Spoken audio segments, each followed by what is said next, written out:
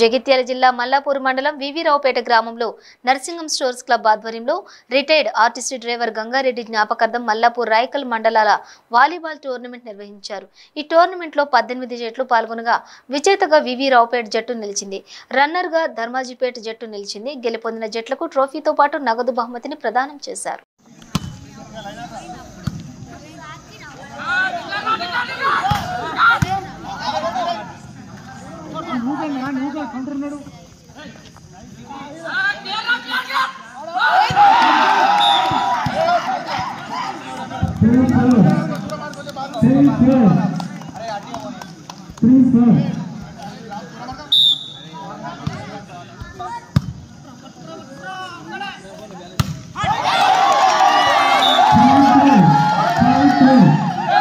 अरे काका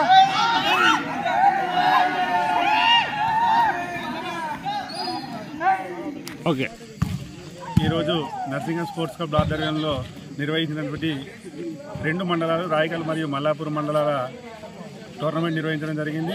ఈ టోర్నమెంట్లో 20 జట్లు పాల్గొనగా ఫైనల్లో ధర్మాజిపేట్ వివిరావుపేట జట్ల మధ్య పోటీ జరగడం జరిగింది. ఇందులో వివిరావుపేట జట్టు విజేతగా నిలిచింది.